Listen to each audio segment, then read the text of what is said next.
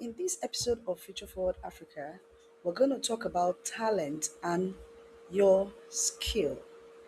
And we're going to see it from two different perspectives.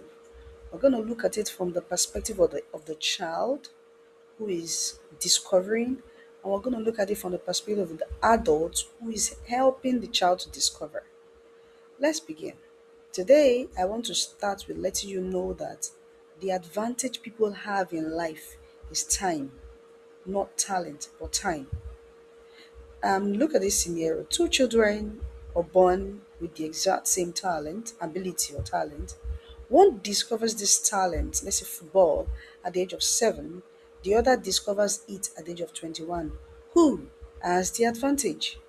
Of course, your guess is as good as mine. The one who discovers it at age 7 has an advantage. But let's move further to see the difference in how these will become useful to them. Let me begin by letting you know that talent is a natural inclination towards rapid skill acquisition.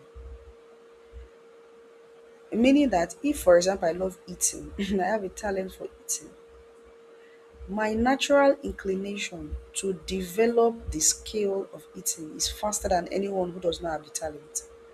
Do you get it? Now, when when you how do you know a talent in a child? Talent is what a child or a person does easily. They enjoy doing it repeatedly. They don't get tired. They do it non-stop. It's so easy to do. It's so enjoyable and you can do it repeatedly, non-stop without getting tired. For adults, we usually advise as professionals.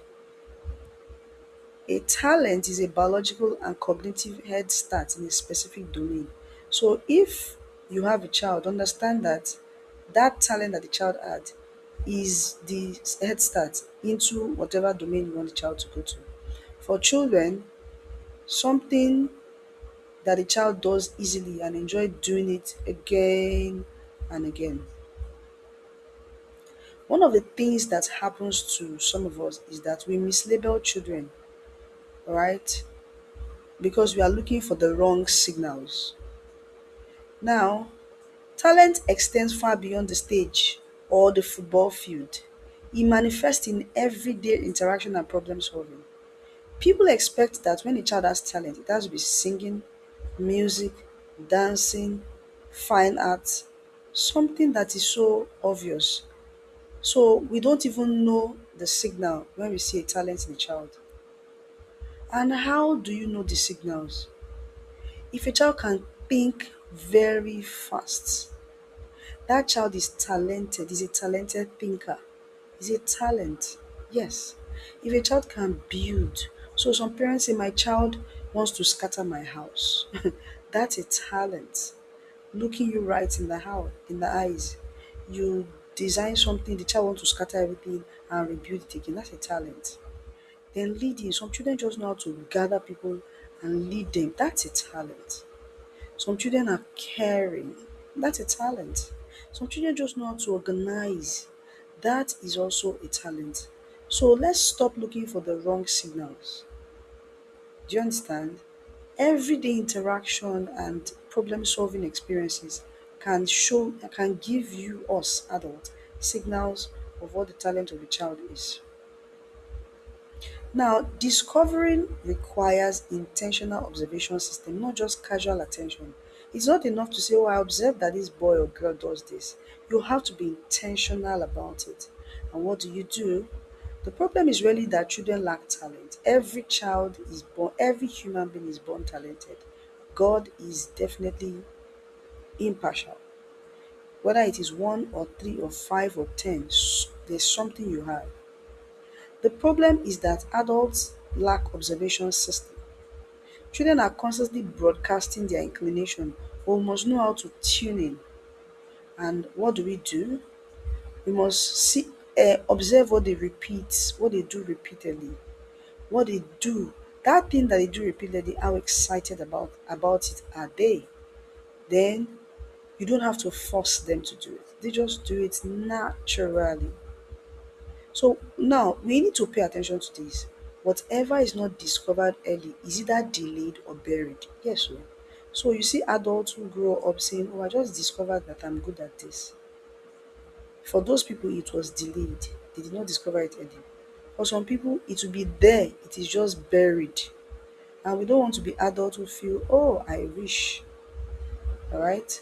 So for adults around the children, what they repeat, what excites them, what they do without being forced. Now, you cannot develop what you have not identified. So, we must find a way to identify it. And early discovery is what unlocks immediate compounding benefit for both the guardian and the child. Yes, the earlier, the better. Now, what's the ROI on investment for adults if you help the child to discover it early? Number one, you help the child to have a directional focus. The child has focus in life. Then it is highly efficient investment of time and resources. You know that you don't have to spend all your time trying too many things and wasting time, making wrong turns. You have identified it and you invest heavily in it. Then you help the child to reduce identity confusion later in life. I mean, we have seen adults who are in their 20s, in their 30s, they are still trying to discover themselves. If a child is helped early enough, it will it will really, really, really help the child to overcome that identity confusion. What's the ROI for the children? The immediate freedom to try many things while quickly noticing what makes them feel happy and strong. It, they, I mean, when they are young, you quickly make them try, test. You've done your testing, and then you launch, move to the next stage early. There's no wasting time. Now, this is important so that it will help us to differentiate between talent and skill, right? Early talent gives a head start, we said that earlier, but only discipline development creates mastery. At the end of the day, what will give your child or that person an advantage is mastery. And how does that happen? You have to move through these five stages because talent naturally is raw. Just imagine a tree, the seed. That seed is raw. That seed has not produced anything, but the seed has the capacity and the potential to produce that thing. So, for talent to become skill that is mastered, it must be built. Being naturally good at something is never enough. It must be trained. Oh, this is so powerful. Many people are they know how to draw. They just know that naturally they know how to do it. But they are not masters at it because they were not trained. So you go through this five process. Number one, understand, identify the talent. Number two, generate interest, grow the interest, develop it. Yes, it has to be intentional. The fact that the child is interested does not mean that the child is encouraged.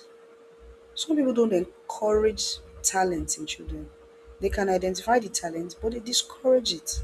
Some parents who have discouraged their children from playing football, some parents who have discouraged their children from becoming artists. So you have to, you know, engage, encourage that talent. Number two, you have to practice. And this practice is consistency. So if you notice children who are born in church, they end up becoming very great musicians. Children who stay in church all their life and they're in the choir. Oh my god.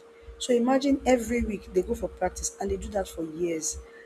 That is building them up, is building them up. And unconsciously, people, parents do that. They don't, it's not intentional, but that's what's happening to them. All right. That process is building them up. Then from practice, consistent practice, it becomes a skill. Yes. And that skill is when you have developed competency in what you do. You are now competent. People can now trust you and say, I trust this person. Then, as you progress, you can now become a master. Some people are competent at it, but they are not masters at it. So, this five-step and process will help you know how to, from an educator's perspective, assess the child. All right. Now, talent without structured development, that process we talked about, will inevitably become frustration. Yes, it does. There are a lot of adults who know that they are talented at doing certain things, but they can't do it. They can't find expression, so they are frustrated. But it's quiet. Some of them is dead. So parents often assume talent is self-sustaining. Yes, when you notice that a child is good at writing or drawing or doing something, to you, you just feel, oh, this child can find his way. But if that thing is not, it did not, does not follow through that process, there's a tendency for that child to get frustrated. So we have to be intentional about it. Parents often assume that talent is self-sustaining. It's not. It's not. It's not self-sustaining. It must go through that process. Development requires an intentional environment engineered for growth. It is intentional. So if somebody's talent is unnurtured, it becomes sour. What's the solution to that? Coaching and mentorship, deliberate practice, not just repetition. Not just say, keep singing, keep singing. No, you have to deliberately engage the child. So if you notice that your child has talent for singing, let the child join choir early and participate in weekly rehearsals. That action is intentional. All right, consistent feedback loops. You have to continue to give feedback. Like I heard about Serena Williams' father. There's a story behind it. The father was very intentional about that skill that the daughter has. The child became a master in the world. I mean, that's just how it works. Then you have to expose the child to a higher standards. Just follow this process that we're talking about. A child who uses their talent believes in it. A child who hides it doubts it. Deployment is the missing link. Yes, many children are discovered but not trained. That training is very important. Is very important. Or they are trained but not given the opportunity to perform. It's not even possible. That's why you see, sometimes encourage your children to join competitions. Oh, reading competitions, math competition, just especially if you think they have a talent in those things, encourage them to participate. If you learn something, you must use it. The moment you learn a new skill, encourage your child to use it.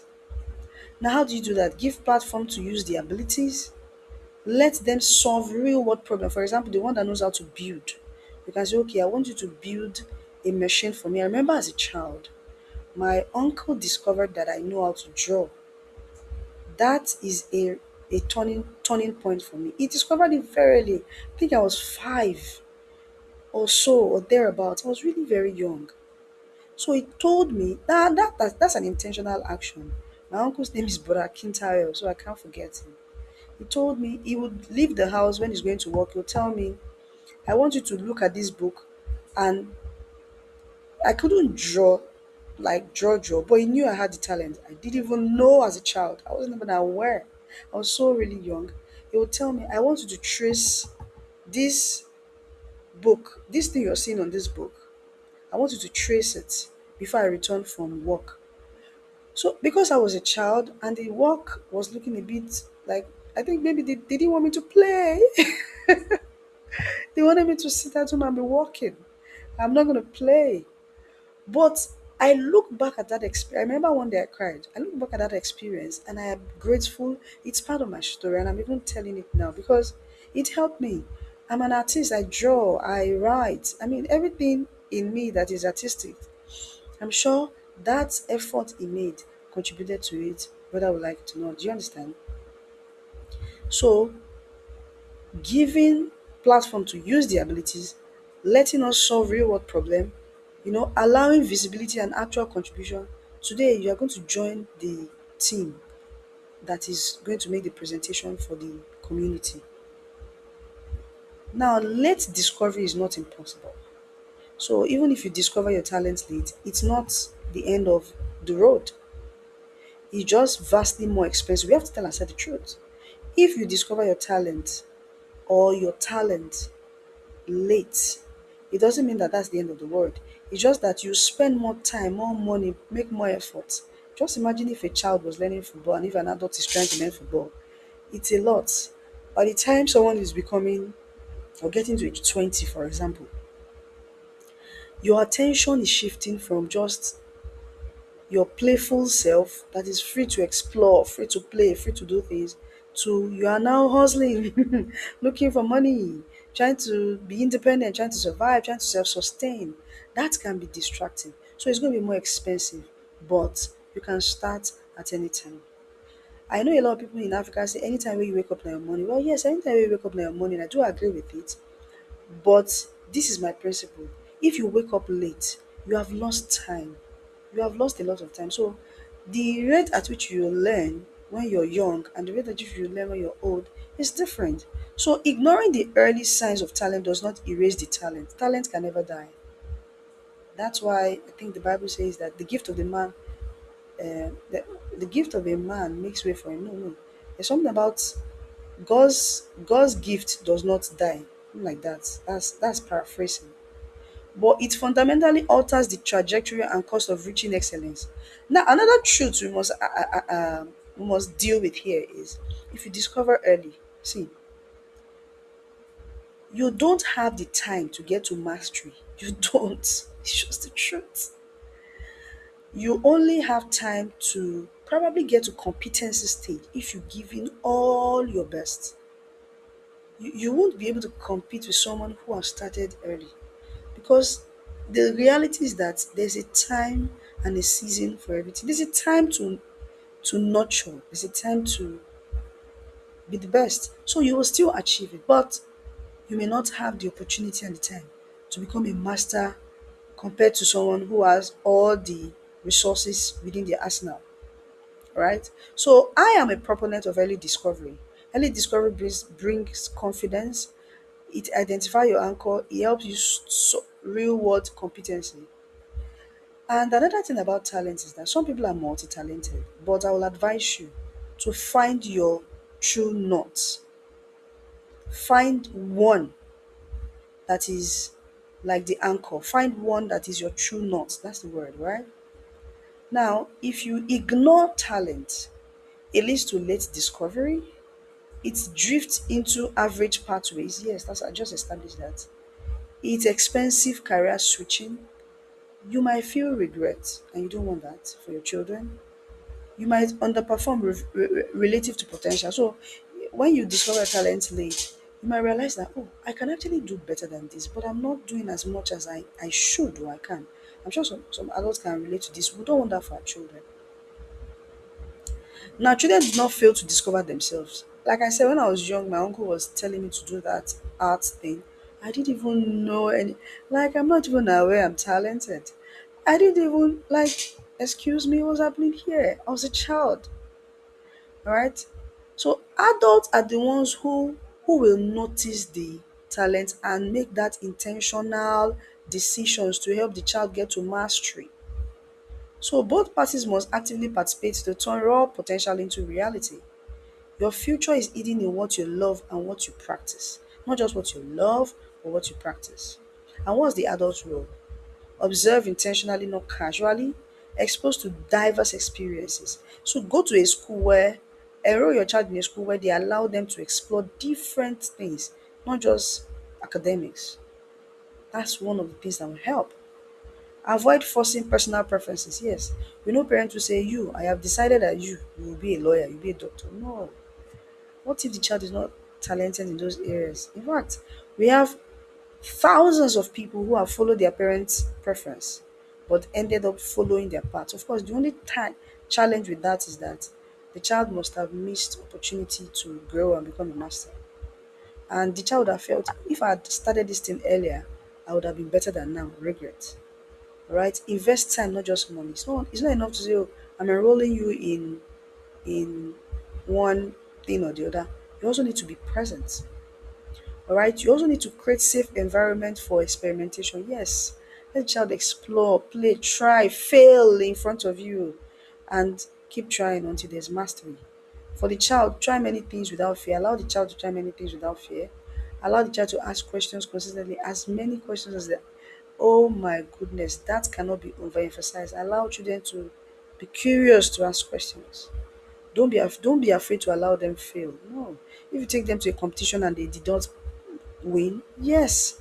You know what you're trying to achieve. You're not trying to make them become always perfect. You want them to explore. Then practice, allow them to practice because it brings them joy. Then speak up about preferences. All right. Note this, talent is a seed. Find it, water it, plant it where the world will benefit from it.